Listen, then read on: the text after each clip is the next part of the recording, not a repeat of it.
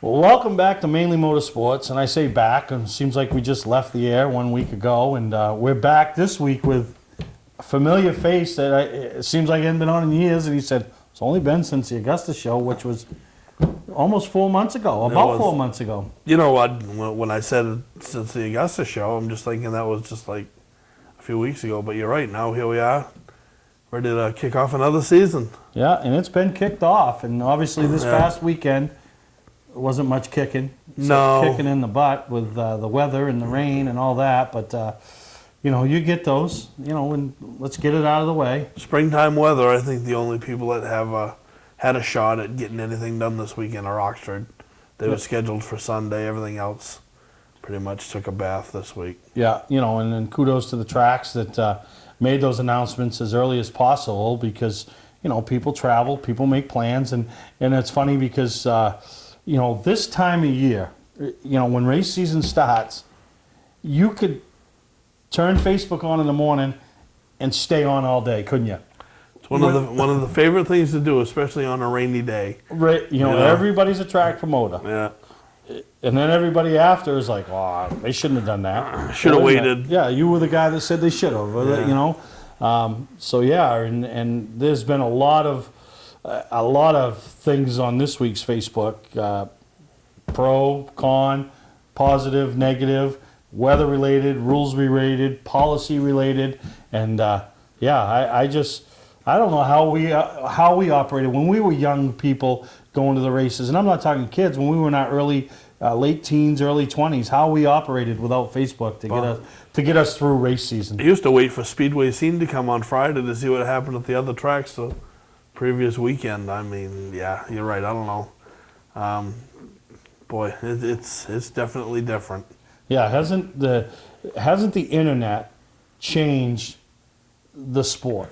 It has. I mean, it can be used for a lot of positive, but it sure as heck can also create a lot of conflict. I think it's a useful tool that I like to use a lot, especially on days when the weather's questionable, because you don't want to get people traveling and, you know, you get someplace where there's really no shot of a program going off, and you know, you can use it for other positive updates, like if something special is going on that week. But you know, it's also a place for the trolls to vent.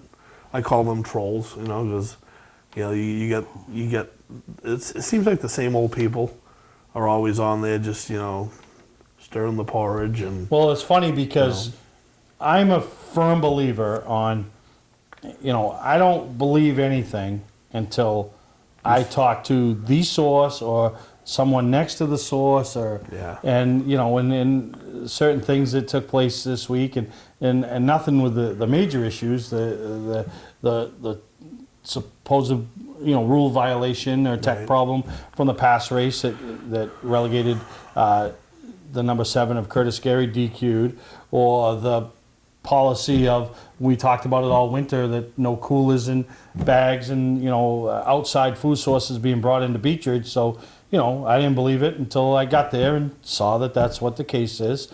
But then there was, the funniest one was, I think I saw this week was, you know, let's face it, the 59 and Reed Lampher have worked extremely hard all winter. You know, they prepared a new car, you know, and it's so funny.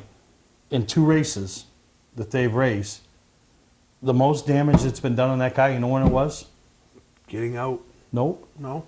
When Jason Ricker brought it to the Augusta show. That's right. And it fell off the jack. That's and right, ripped yeah. off so that's the only damage you've done in this year, Jason. They've had a mark on the car, and they've run, what, 450 laps of heats, feature practice, racing. and all that. Yeah. So the only damage they really got on the car was that. And but I saw where, you know, they were talking about, somebody made a comment about a wind tunnel, and Jason piped up, and that's where and people believed it, that they really went down to a wind tunnel, and you know, and it, because we've all been with race teams that are successful, and we've been with ones that struggle, and you know, more times than not, the teams that are being successful, it isn't because they're circumventing the rules, doing anything that's illegal, outspending, but in some cases, obviously, they have more resource to the money and all that.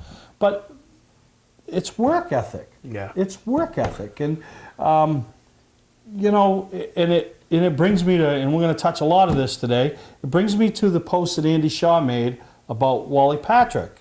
You know, 2010 Hall of Fame inductee for the Maine Motorsports Hall of Fame that passed away this week. And if you read what Andy wrote, he had a chance to work with Wally years ago at the race shop, Dave and Donna Smith's, and they were working on a race car. And, you know, he told him that, you know, it's, if you're going to get beat, usually you're going to get beat by somebody that's outworking you.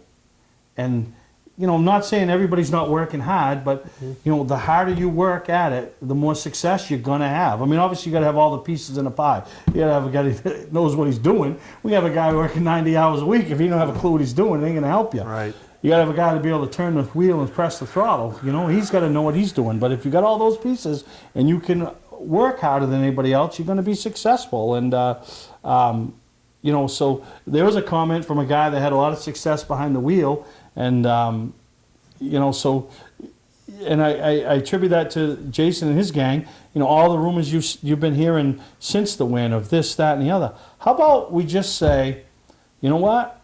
Reed's a phenomenal talent behind the wheel. There's a lot of phenomenal talents. And, you know, probably numerous guys in that race Sunday you could have put in that car and come up with the same as the results that they had.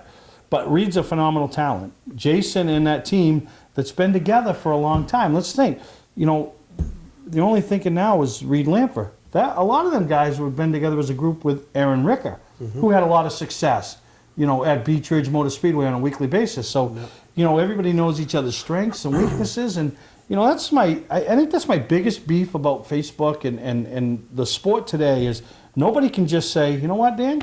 Good job. Done a good job today. You guys working hard, you know, to the team. It's always why we're getting beat. You got to always find excuses. And to me, you know, the poor me, little guy, you know, I'm just, you know, you're not. You're spending the money. When you pull up to the gas pump, it costs you the same money as it costs the guy with all the money. When you buy the tires, you're paying the same price as, you know, we're not getting it on our income. We're not racing, you know, we're not getting charged per our income.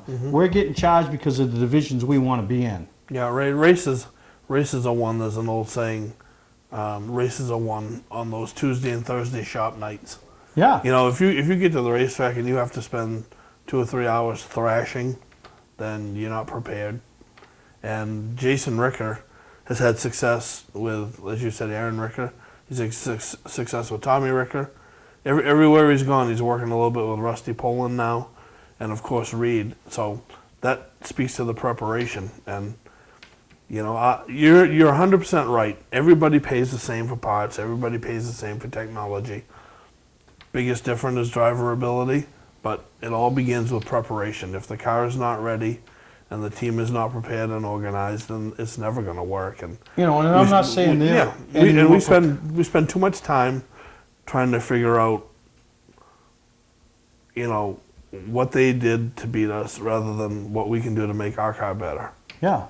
You know, and it's funny is the year that I think it was Joey Pole that won the 250, and I interviewed Jeff Taylor after. And, you know, I remember asking Jeff the question, where was he better than you? Where was he? And, you know, Jeff said. What was his answer? Yeah. He was just a little bit better getting up off the corner. He was able to get back to the gas a little bit sooner. You know, so I bet if we went to, whether it was Curtis or Derek Ranstrom or Travis Benjamin or Glenn Luce or Garrett Hall or Mike Rowe or all the what we call the players in the past 300 race.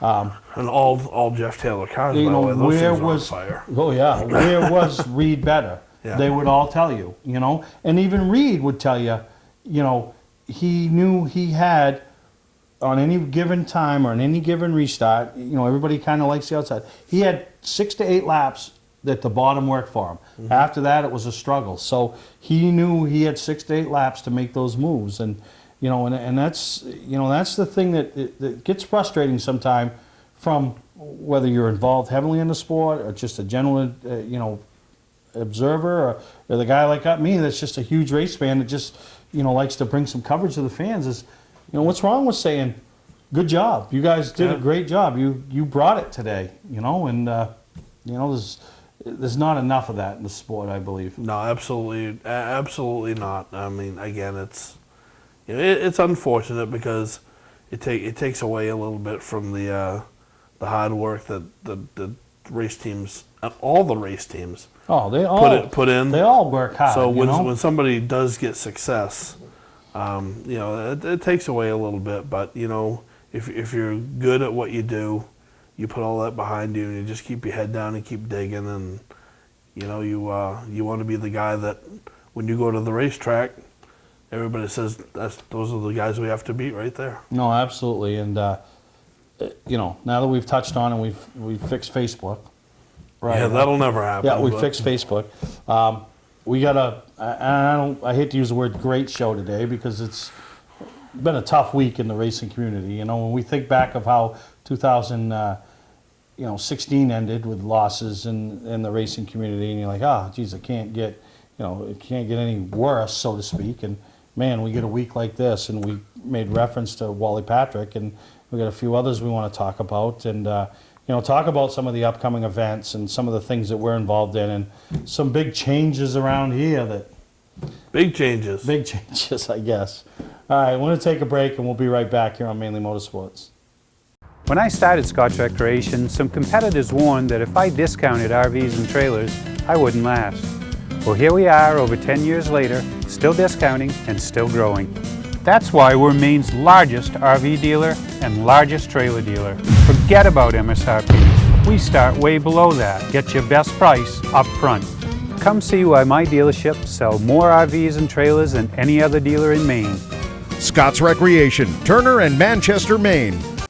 Welcome back to Mainly Motorsports, and we made reference to the loss of Wally Patrick in the opening segment, and 2010 Hall of Fame inductee. And you know, I remember that Hall of Fame induction, you know, for multiple reasons. You know, I think his speech was pretty comical. I think he was pretty joke-worthy. Goodwin had the speech. Yeah. And that's why the policies have changed, and Yeah. Goodwin knows that. But, you know, Kudamash went in, you know, Ralph Nason and Jerry Seavey. So probably, in my opinion, other than one of the first couple, the most recognizable class of, you know, Hall of Fame in recent memory. And, you know, and he stayed involved in the sport, and, you know, tough competitor around Oxford Plains Speedway, and, but a fair guy, and, you know, tragically, you know, passed away, or sadly passed away this week, which just, you know, just started a chain of events, you know. It's been crazy. It's you know, you get to certain eras, I guess, and I think you and I were talking earlier that we're starting to lose these people that when we first got involved with racing, these icons and these people that have been involved in racetracks and doing a lot of the things, you know, they're starting to pass away and whatnot. So I guess it's just a sign of, I won't say us getting old. It's the evolution. But boy, when you start to lose these big name people, and then all at once, it's eye opening for sure. You know, I mean, everything moves on, but And then they played such a major role in the sport. And then, you know, we got news, you know, the first of the week, or the first of last week, of the passing of Bob Morris. And, you know, never knew Bob Morris growing up. It wasn't till I purchased the Northeast Motorsports show from Tim Ataya that I really got to know Bob Morris. As Tim called the show his baby, Bob Morris was his babysitter. Right. You know, Bob Morris did the website, did a lot of things behind the scenes for Tim with the show, which, you know, allowed me to communicate with him, and needed some help in the transition period. And, you know, and over the years, getting to come to know Bob and his work through the Maine Vintage organization, and work together on, you know, some things. And yeah, just a huge loss for the sport and the history of the sport. yeah, Bob and Tim started that baby up in Augusta, and Bob Morris was one of the first guys back when I was first really dug in at Beechridge and when I was doing the PR and stuff after Bonnie Coffin, Bob Morris was a guy that would always pull me aside and talk with me, offer me advice, always gave honest feedback about the stuff that I was doing, and I would go to him a lot. And with the Augusta show with Tim, I'd look forward to the ballot coming from him every year for the awards or whatever. But just a guy who loved the sport, did a lot for the sport. Obviously, his involvement with the Maine Vintage Racing Association, getting that up and off the ground, and obviously our thoughts are with Charlene and the entire family. But he just gave his life pretty much devoted to the sport of racing here in our area, and we're very fortunate. Between, writing for the Sun Journal, Yep. which Speedway scene. starting the program at yeah, Oxford, and when you think about the coverage that motorsports receives today, the local papers, I think the Sun Journal, and up out of Bangor with Larry Mahoney. Yeah, Larry Mahoney and Phil Whipple are pretty much the only. But print Bob media Morris that's left. started that. When you Yep. think about it, you had Speedway Scene, which was a New England base, type of thing. But for local, where the mom and pop could pick the paper up, and whether it's on a Sunday morning or leading up to the 250, and just pan through the pages, it started locally with the likes of Bob Morris, Yeah. and the stuff that he's put in over the years with the Northeast Motorsports Expo, the Hall of Fame. He was. Let's remember when that, he was one of the founding fathers when he had the vision for that, and what has grown now into Summerfest and, Yep. all the big things that they do, the Hall of Fame, and which, Summerfest the first year was a grill and 7 cars. Now look Right. what that's grown Yeah. into.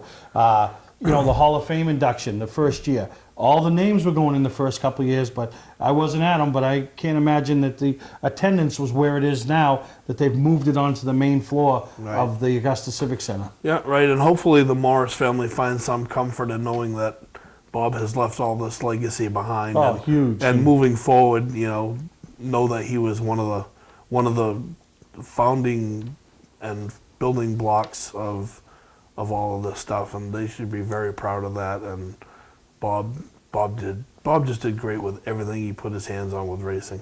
Yeah, and I kick myself for, we presented him the 2017 Award of Excellence at the Augusta Civic Center at the Northeast Motorsports Expo. Charlene accepted for him, very honored, sent me some pictures of, when she brought it home to him. He just wasn't able to make it up there.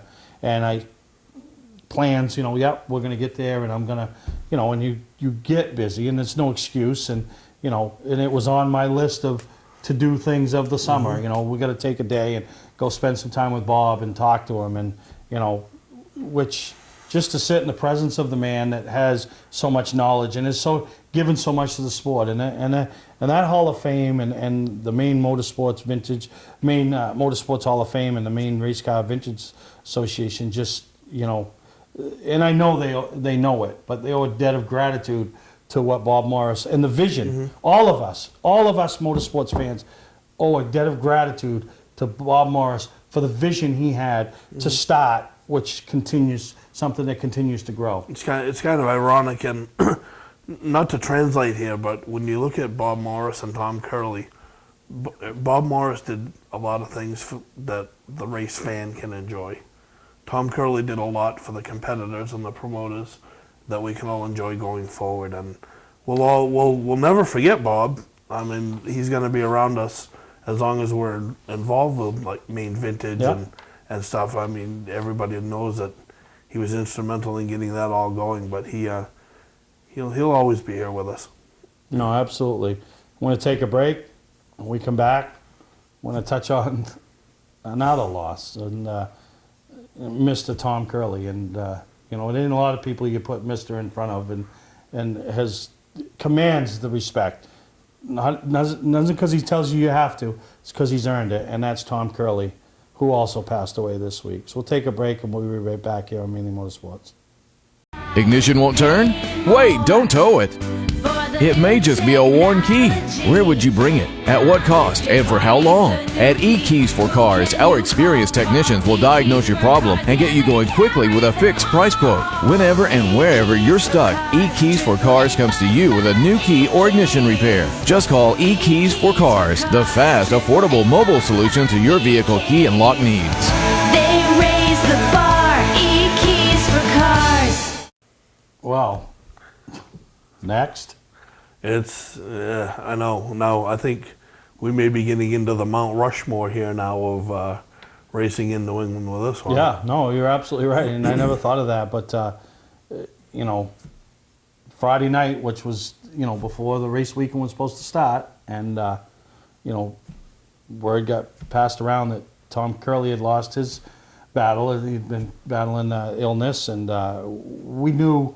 We've seen the last couple of years, with, being at the races in the golf cart or in the vehicle and, really having troubles, but he was still at the races.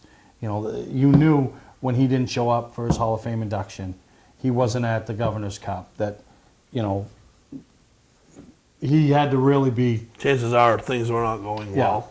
For him to miss a racetrack and something as big as the Maine Motorsports Hall of Fame induction. That things were tough, and so just I don't even know what to say, because he was we always talk about icons of the sport and this, that, and the other, and you made a perfect reference of Mount Rushmore, and what he's been through the years with the battles with NASCAR, the battles with Bob Bear, the battles with competitors and racetracks and other promoters, and more times than not. The Mike Liberty era.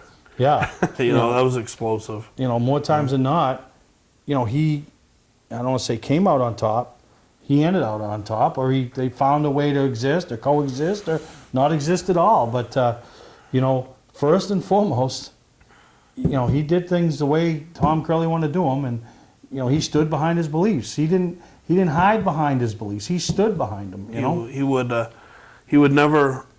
He was strong. He was strong. He had a temper, but he was firm. But I think everything Tom Curley did, he did what he thought was in the best interest of fans first, competitors second. And unfortunately, competitors don't always like to hear that. But that's the way it kind of needs to be. I've heard Dave Dion say this a million times. Tom Curley had not only Tom Curley, but Dave Dion also. You had to put the fans first, and then you had to put what was in the best interest of your competitors. And he stood firm on what he thought was best for his series. And he did that right to, he did that right to his last day. I mean, he just knew the direction he wanted to go, or the direction that he thought was best for auto racing. And not just for him, but in the region as well. No, and it was, and he was a race fan, and I think that's what we see track owners and promoters and stuff, and we forget the reason that these owners and promoters are where they are is at some point in their life they had to be a race fan. Yeah, they might not be the biggest race fan in the world today because of race fans that they have to deal with, but for the most part they're all race fans, and Tom Curley was the ultimate race fan. And I think that's a part of Tom Curley that often gets overlooked. I've seen him many times sitting in the infield or even in the grandstands on a Saturday night at Beech Ridge, if they had an off week. I've seen him sitting in the grandstands at Oxford Plains Speedway.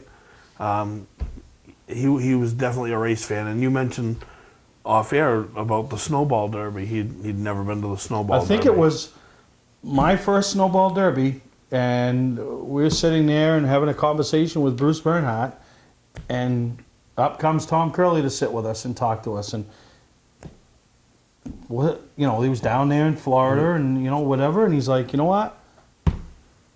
I've heard about this race. Everybody talks about this race. I figured I wanted to come check this race out. And I think the neatest thing, and I believe it was the same year that was the year Eric Jones put himself on the map by beating Kyle Busch.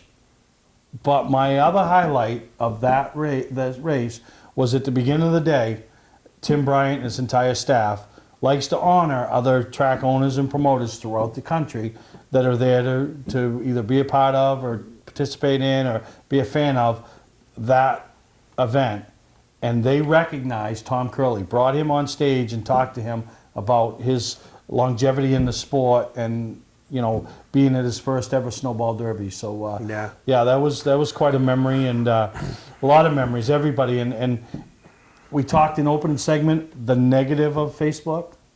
Well, let me tell you, it's awful to say this, but you know, the deaths of Wally Patrick, Bob Morris, and Tom Curley have done nothing but brought the positives of Facebook to light, because you hear the stories from all of them, and that's when I say you could have spent your Sunday going through you know, stories of all of them and reading different things that different people have said about them, their favorite stories, their interaction, you know, and one of the things you talked about was you know, how much the youth meant to Tom Curley.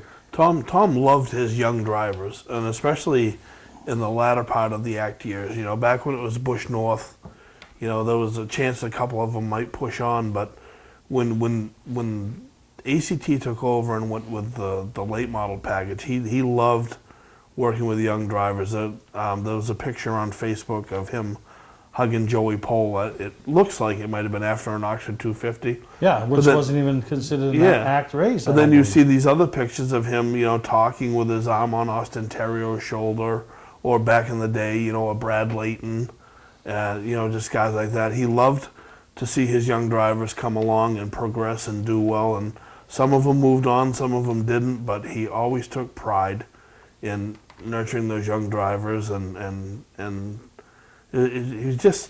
he thought so far in advance ahead of everybody else. It's like he was operating 5 years ahead of everybody in his heyday, and you know, you don't replace people like that. No, the crate motor program, we worked with Butler McMaster and GM. Yeah. You know, when Ford wanted to get into the game, he worked with them, and you know, and you know, his rules package, and he wanted to put on a race, and you know, and you could, you know, go on YouTube. I encourage you to go on YouTube and punch his name in and see the stories that people have put together over the years. One of the funniest, I don't know if you've seen it or not, but one of the funniest ones, I think it was on Facebook, was I won't say it was a love-hate relationship. Let's just say it was a tough love relationship he had with Patrick LaPearl and that team. Because, you know, Patrick, they like to have a good time and stuff, but they're also hard-nosed races. But they had such a respect for each other, and Patrick had a post about all this. It also went into the battles they had, but at the end of the day, they always settled it, and everybody always moved on, knowing that I'm going to make the decision for him. I'm giving him 5 seconds to tell you yes or no. He was and always I'm making the fair like decision. that. Yeah, no, he's a great guy, and you know, and yeah, you know, the tracks, you know, and it hasn't been the same the last couple of years because of his health issues, but now there's no chance that the golf cart's going to come around the corner and stop and say, "Hey Dan, how you doing?" Or, "Hey Steve." Well, I think like I was telling you a minute ago, it's going to be the first time, even when he hasn't been feeling well the last few years, that when ACT comes to Beechers this year, he actually won't be there. I mean, he even made it there last year, and that will be different. But what other promoter do you know that could stop a race in the middle of a crap show, go down on the track, get all the drivers out right in front of the grandstands, get the finger going, scold them, and then sit them in the infield, strapped in the race car on a July day while he brings another race out until they get it together? He ran his show. Yeah. He ran his show, and you know, like they say, it was his sandbox, his playground, and he did it his way, and he did it very well his way. He had tremendous amount of success, and much like Bob Morris, he leaves a fingerprint that will be here for a long time, and he leaves an everlasting legacy as well. Yeah, no. So condolences to, you know, the families of Wally Patrick, you know, Bob Morris, Tom Curley, and that's enough. Yeah, what a tough week, and then the rain, and so still plenty of racing to talk about, and you know, a few other things to discuss. So you know, I hate to say that's negative stuff, but that's this week's negative. You know, nothing that any of us want to deal with, and you know, 3 icons in the sport. You know, all different, you know, ways they made their mark on the sport. Yeah, exactly. And none of them will ever be forgotten. No, so thank you to each and every one of them for what they did, and to their families for sharing them with us. That's the way I look at it, sharing them with us. So we're going to take a break. We come back and talk about some exciting things, some not exciting things, some up in the air things, some who knows things. Just Lots of things. yeah. Welcome to LST Landscaping, where we've been providing complete landscape solutions to all of southern Maine since 1969.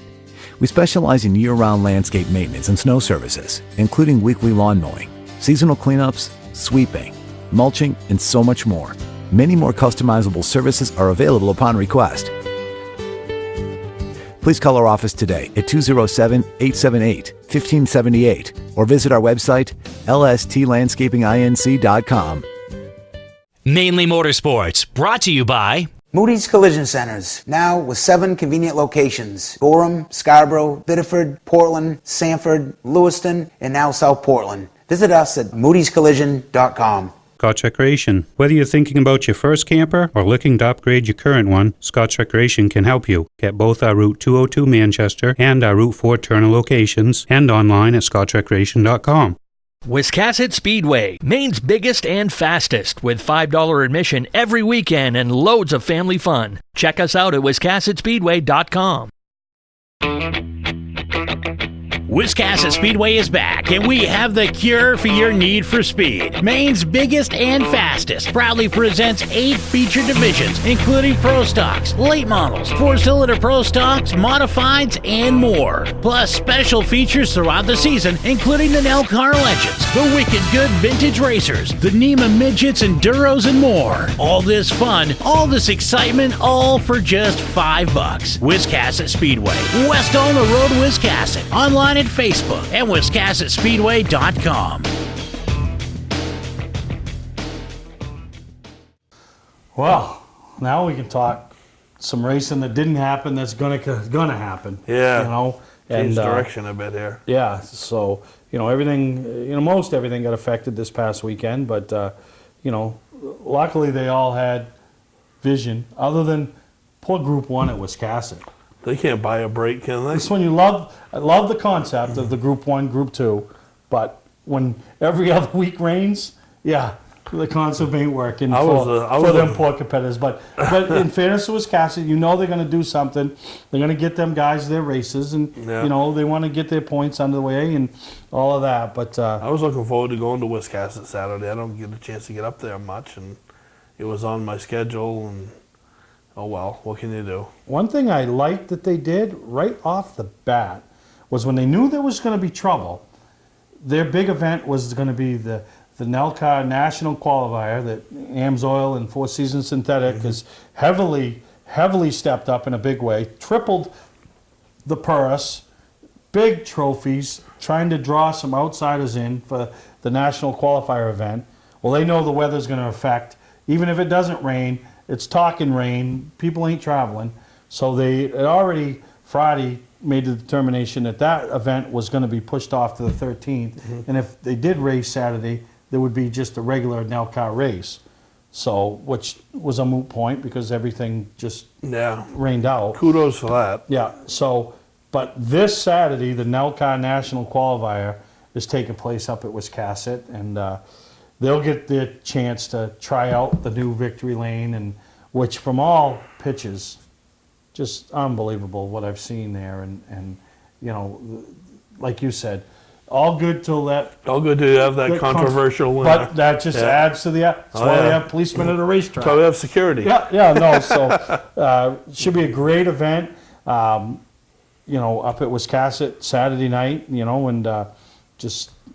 hopefully the weather cooperates. Well, we do for a break there. I know it. And then the pass support 50 legs 150.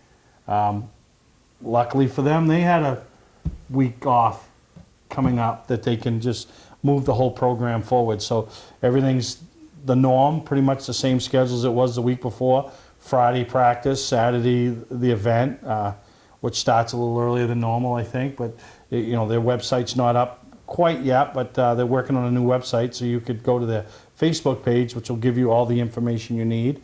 And that's over at Star Speedway in Epping. So pretty big deal. You know, those two events are probably the two biggest things going on for, you know, I don't want to call it big time racing, but a little bit more than the norm.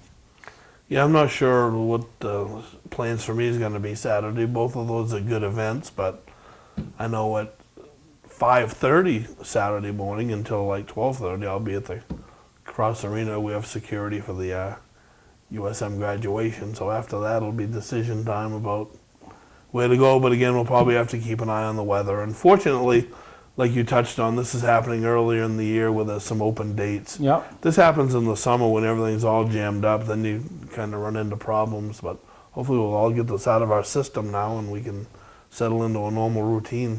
And Speedway 95 kicks off with their season opener as they look forward to, I believe it's their 50th year up there in operation. And Del Merritt and Kim, and new addition to the family, so to speak, Nick Huff.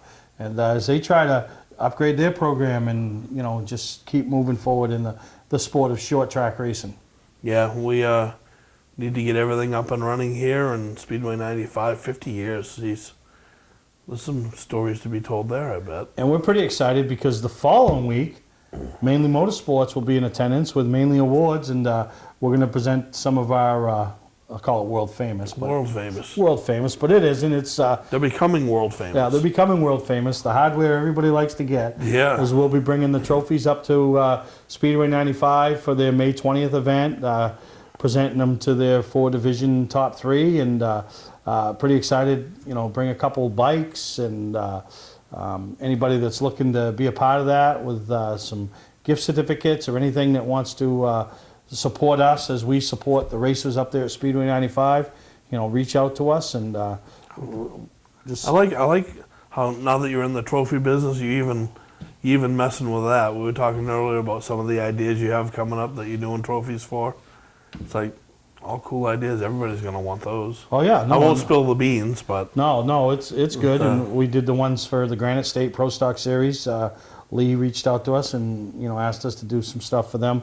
Granite State will be doing their Valente modified ones on May 27th and the past ones on the 23rd. So giving us a chance to put our stuff out there, and you know, everybody that's seen what we're doing has been pretty pleased so far. I like some of the ideas coming forth later in the season. Yeah, it's different. You know, it's different. And speaking of that, the first big local race on the docket, we've already had the Pro All-Star Series at Beechwoods and Oxford, but you know, local race at Wiscasset Speedway is the Coastal 200 coming up Memorial Day weekend, and it's a 200-lap late model race and brings the top late model drivers from there.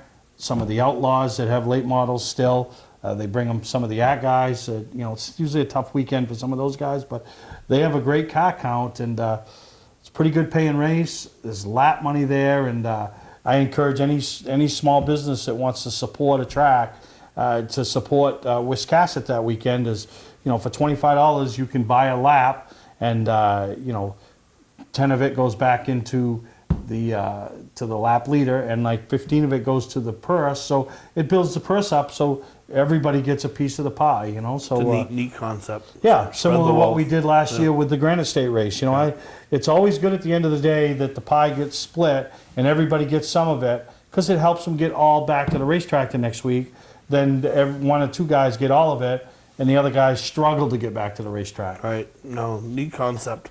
Should definitely support that. And then once again, Memorial Day weekend seems to be when things really start to kick off. And yeah, and you guys get going over there at Beech Ridge, and they always have a good turnout there at the Coastal 200. Yeah, so we'll be there, and you know, looking forward to that. Now, what's the official title of the event? The Coastal 200? Yeah. The Coastal 200. Well, I mean, it's a late model race, but it's sponsored. It's the Wood Pellet Warehouse. I want to see if you 200. memorized it. Oh, the Wood Pellet Warehouse late models, because that's their title sponsor of them, and it's presented by Norm's Used Cars, Jordan Excavation, and Jordan Lumber. Just like a pro. Just like a pro. So yeah, so you'll be in cup in no time. Yeah, so Wiscasset Speedway for the national qualifier this week. Hopefully the following week, the Pro Stocks and Sunny and Group 70. 1 gets going on. Jeez. And then the week after that, the Coastal 200. And then sunny and 75 all summer. You wouldn't want to bet on that, would you? I wouldn't take that bet. We don't have that kind of You luck. wouldn't take that bet. So, yeah, so that's some of the stuff going on. Oxford's weekly program. Lee opens up the following week on Friday night. Star gets into their regular routine. The local go-kart tracks are Yep. up and Yeah. running now. And Yeah, exactly. You know, Saco Pathfinders, Richmond Karting Speedway, and then May 19th, it's Mainly Motorsports, Mainly Awards Night at Bartlett Bridge. So is that a Friday? that's a Friday night. You gonna come up? Yeah, I'll go. All right. Yeah, let's do it. Dan Walker will be in the house. I'll be building a Habitat for Humanity house the next day, but let's go do some racing. There you go. But no, great time over there at Bartlett Bridge. So we always say, get out and support racing. So get out and support the short tracks, and you know, whether it's the motocross or the go-karts or the short tracks. And if you go to Lee Friday night, make a trek to Beechridge or Oxford or Speedway 95 or Wisconsin on a Saturday. You know, and let's hear about it. Let's hear about your positive experiences. You know. That'll cut down on it. Yeah, yeah. Hey, what's that you hear? Crickets? Crickets. No, and for the most part. I'm kidding, you know, by the way. No, I'm kidding. no, for the most part, it's all good. Yeah, So, it's all in good fun. but yeah, let's take a break. Let's come back and see if we can find something else to talk about. I think there's plenty. There's plenty. All right, we'll be right back. Legendary race car driver Bentley Warren is putting Arundel on the map. When Bentley's Saloon opened in 2004, it was just a little bar room on the side of the road. Today we have a giant saloon with live music, dancing, and great food and drink indoors and out. We're always looking to meet new friends and have a good old time. There's always something exciting going on at Bentley's. That's why we like to say, who has more fun than us? Well, a couple of shout-outs I want to throw out. First off, Mac Zackham. He's a name synonymous with Nelcar, Legends, Thursday Thunder, been racing mods, tour-type mods for I don't know how many years, and you just assume that he's visited Victory Lane, and he had as a couple of top threes, and you know, real close to winning a Wheeling Tour race last year at Thompson, and right at the end, you know, came up a little short, but picked up his first win over there at Riverhead, all the way to Riverhead. It was pretty much a Saturday night show, but just getting ready for the tour type race and everything. So congratulations to Max Zackham. But the other story of the weekend was the Acker 200 race taking place at Talladega, and we had some homegrown talent up there with Austin Terrio and Andy Seiss and Spencer Davis, who runs a lot of the North Pass stuff, making his first stop. But Andy Seiss coming home second, and wow. You know, we see him at the DT 100, Yeah. a few tour-type mod races, once in a while over at Lee with the MRS. But in a car they had in his two-bay boat garage working on it. yeah, I've been working on it for a month, and Yeah. you know, he raced at Daytona, and he's got some local support that gets him down there, and yeah, pretty exciting to come runner-up, and Yeah. yeah, exciting for the whole Rockingham boat gang. You know, I mean, yeah, that's there's a guy that, and I say this every year when I see him at the DT 100. Hasn't forgot his roots. Right. You know, sometimes it's easy to do that when you move south and commitments and sponsors and those type of things. But has not forgot his roots and talked about his New England roots when they interviewed him on the on TV, and you know, proud of him, and congratulations. We've had him on the show before, and great run by him and the whole, you know, our motorsports team. You know, that own the whole operation, I guess. Yeah, they did an awesome job. I stayed out of the big wreck, and who knows if it wasn't a little homegrown outfit, maybe you get a little more aggressive at the end and go for the win. But Well, the I think tops- part of the thought process has to be we're in one piece. Let's Yeah, get the out top of two here. got you know? banging it there at the end too, and I thought he was I going to was come to it, watching, you know. yeah. And then Austin Terrio, great points day as he's the current point leader as he drives for Ken Schrader Racing, and doing a good job with that. We'll see if we can catch up with him in a couple weeks, talk about his exploits and how things are going, and just follow up with Austin. So great job, and congratulations to Max as he picked up the first win, and Andy Seiss. It ain't a win, but I guarantee you when he crossed that line into the second car under the flag, it felt like a win. That's probably one of the best feelings he's ever had, win or no win. Oh yeah, absolutely. So we'll take a break. We'll be right here, right back here on Mainly Motorsports. Welcome to Mainely Motorsports. To order copies of a show, send a check or money order for $15, shipping and handling included, to Mainly Motorsports, 326 Roosevelt Trail, Windham, Maine, 04062. And please add a description of the show.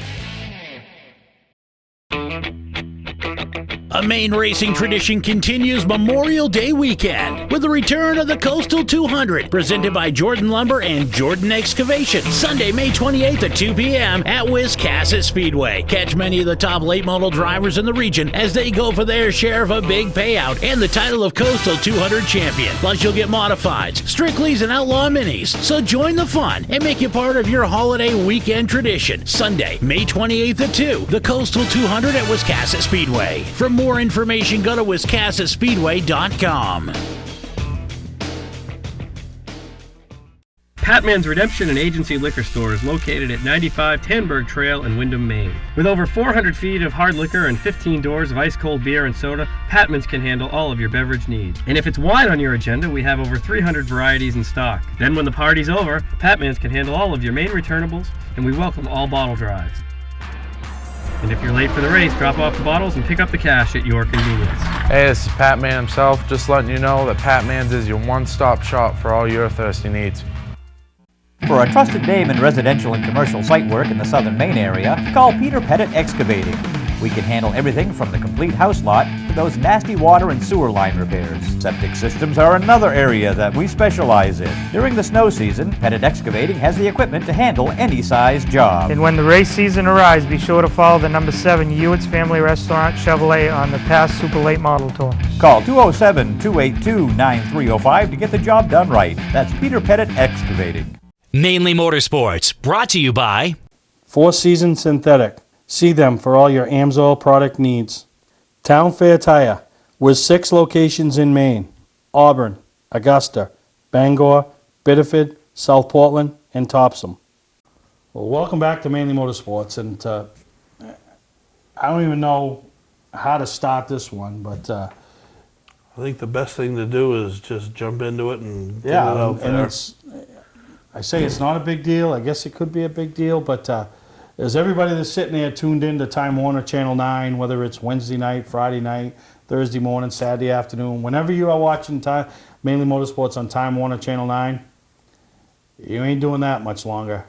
Since Spectrum has taken over from Comcast, who took over from Time Warner, who took over from Adelphia, you know, every other step of the way, Channel 9's just flowed with the flow. Hasn't been a problem, hasn't been an issue, nothing. Well, Spectrum's decided that they're going to change that, and there will be no longer a Channel 9. But in saying that, doesn't mean there's no longer going to be a Mainly Motorsports. As you can see us now on WPME, on Dish Network, DirecTV, and Time Warner, still on Time Warner, on Saturday mornings at 6. We obviously know we need to make some changes because not everybody's up at 6 on Saturday morning. So we're working with PME, see what we can find for a package that not only works for us, but our viewers to be able to see Mainly Motorsports. And, you know, this is where DVRs will come in handy. Things are going to have to change on, you know, and I feel that when it hit me, I'm going to tell you the first people I thought of is the people that sit home on Wednesday nights. And there are some, as much as, you know, we're not sure of if we have 1 people or 1,000 people that watch every week, and we know there's a lot more than one. But those people that really look forward to, in particular, Dave Turner, was laid up in the hospital a little bit, but hopefully everything's all right, Dave. That sit there and watch every Wednesday and can't wait for Mainly Motorsports to come on. Well, now they're going to have to readjust their schedules. And like I said, we're not going away. We're moving. And it's not us that's making the choice to move. It's Spectrum that's making the choice, as they are just disbanding the Channel 9. You know, it's not going to be there any longer, so it's not like we're leaving and everything else is there. So the toughest part about this is, in the process, is the primetime stuff, the 8 o'clock. That's it, definitely not even an option. There's nowhere to go there. I mean, there's just nothing. There's no channel. I mean, I guess you could find something, but affordability and all that, it's just not going to happen. And, you know, we've been spending, I just let you know today that this has happened, and, you know, I'm trying to figure it all out, and work with the advertisers and what they see as the best fit, and obviously the viewers. We want to make sure the viewers still continue to tune in and be a part of and watch Mainly Motorsports, and we got to make it feasible for them. We can't be a week and a half behind, especially in racing. We're already, when we air on Wednesday, almost old news because of the internet, but still, we can show some things and do some things that you just don't see on the internet every day, and race results. So we got to do some things different, and one of the things we talked about was the Bentley Chronicles, how much of a hit those were with people, and more things like that. But we have to find the airtime that works for us as well as you. So don't be scared, don't be nervous. We're not going away, we're just moving, and we will keep you up to date for the next couple of weeks and find out where we're going to be and what time we're going to be, so you can readjust your schedule or readjust your DVRs or readjust everything to still follow along with us and be a major part of what we like to do here at Mainly Motorsports. Are you going to just sit there and look bright? No, business. The business part of the sport comes into it again, right? Yeah, and it's like, oh, it's man. like we've got to move out of this house and got to find a new house to live, Yeah, and it was, and I've known for a few weeks. I got the call like the day before the Bentley celebration, You hit it. You hit it well. Oh yeah, I'm like, oh. But let's be clear. I mean, you have options. It's just a matter of figuring out which option will be best going forward. So yeah, it's not, unfortunately. Well, maybe, yeah. Unfortunately, he's not going away. Is that right? Yeah, I'm not going away. Just gonna move. So gotta figure it out, and I'm sure Mainly Motorsports will land somewhere loud and proud. Yeah, no, we will, and I promise you. So don't be scared. Don't be panic. nervous. Yeah, don't panic. We're still gonna be out there. We're gonna try to make it so you don't have to come find us. We'll let you know. So and maybe it'll work easier for some people, and it'll allow some new people to find us that didn't know we existed. Is that a sign? Yeah, they're coming to find us. I don't know if you heard that or not. Yeah, they're coming to find us. Yeah. So that's the business part of it. Yeah, the business part of it, the part that we have no control over. So we'll keep you in touch. We'll keep you in tune, and between Facebook and the website and other things, we'll keep everybody updated on what our plans are. So we'll take a break. We'll come back and we'll wrap up this week's episode of Mainly Motorsports. If nostalgia drag racing is something that excites you, you need to check out Gassa Guys Nostalgia Racing at Winterport Dragway in 2017. From the old school flags starting to the sleek looking machines of yesterday, the Gassa Guys Nostalgia Racing will be fun for all ages. Winterport Dragway has a nostalgia campout weekend once a month beginning in May running through October. Come see what racing was like 50 years ago. Go to winterportdragway.com for the 2017 schedule and other additional information. Hi, I'm Sean Moody. We take pride in our facilities, and at Moody's, it's what's inside that matters. We believe it's more than just the exterior looking good, it's what's inside that matters. Restoring the structure of your vehicle to factory specs is critical to your safety. I'm proud of our Moody's co-worker owners who understand the importance of protecting your valuable asset. And we all know what our most valuable asset is. It's what's inside that matters.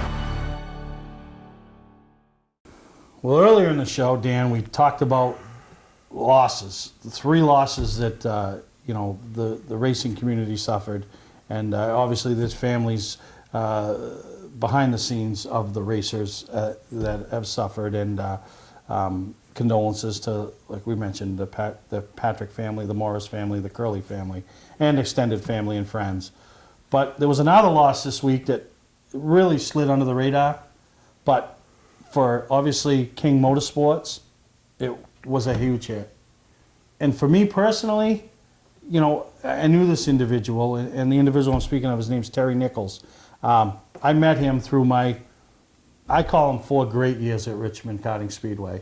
And Terry is the dad of Kelly King, which is Scott King's wife. And his grandson, Tyler, raced. His other grandson, Jacob, raced. Obviously he was a big supporter of Scott. And when I talk about like the Maeta family of what they were to Beechridge, I want to talk about the King and Nichols family and what they are to short track racing. You know, Kelly, Scott, two people combine and get married. And usually you have this family and then you have this family. That's how it always works. And that's nothing wrong with that. But Kelly brought her family, Scott brought his family, and they've all combined. And it's because of that combined, you know, they're all involved. And like I said, up at Richmond Karting Speedway, you know, they all worked on the karts and they all did their thing, and Joe King and all of it. But Terry was there every week supporting his grandchildren. But not only his grandchildren, every one of those kids on that track was his kids. He was the corner marshal, volunteer position, not a paycheck. He wouldn't even let them in. They would say, nope, you don't pay to get, I pay. I'm here to help. He didn't even take a free admission. When he worked my Mainely Motorsports 400, no way. Wouldn't even let you bring him a drink. You know what I mean? He just, 1 and 2 turn was him, and the yellow flag, and you know, helping the little kids push it. So all you kids that have come up through the ranks at Richmond Karting Speedway, you know, this guy was your biggest fan. You know, obviously Jacob and Tyler, he loved to watch them race. Those were his grandchildren. But every one of those kids, he loved those kids. And you know, he's been sick the past, you know, year or so. And this week he also lost his battle after last weekend's or 2 weekends ago's race at Oxford. And you know, I think back of watching him and pushing kids out of the tires and being the first ones to them as they, you know, crash to make sure they're okay, and kind of comforting them. And I'll never forget the day he got run over by a kid, because, you know, some of these kids, you know, and he was more concerned to make sure the kid was all right, not only physical but emotionally. Make sure the kid just saw, you know, old Terry Nichols go up over the cart, you know, and but just a great guy. And when I say, you know, all these people like Curley and Patrick and Morris left their mark on the sport, there's also people like Terry Nichols who left his mark on the sport. And on a personal side, left a huge mark on it for me as I stood on the other side of the fence and watched my child or everybody else's child out there, and knew that there was that soothing factor and that person that had their safety and had everything about them, and was the first one to walk the victory lane no matter which kid won, and congratulate him. And I'll never forget my first Mainely Motorsports 400, and his grandson won the huge trophy, the 5.5 foot tall trophy, and you know how proud he was. He worked the corner and he never had no favorites, but boy, when Jacob crossed the line, old Papa, he had his hands right in the air. And so my hearts and thoughts and prayers and condolences with all the families, including the Nichols and King family, for the losses this past week, and really hoping the next week or the next few weeks, it would be nice for the rest of the year, we didn't have to deal with situations like we've had to deal with this week. So Dan, I want to thank you for taking the time with us here on Mainely Motorsports and coming in and talk about the good, the bad, the uncertain, the positives, the negatives, and covered the spectrum today. Phew. Yeah. I can go take a nap. I think it's time for some racing. All right. We'll see you next time on Mainely Motorsports. Everybody says that you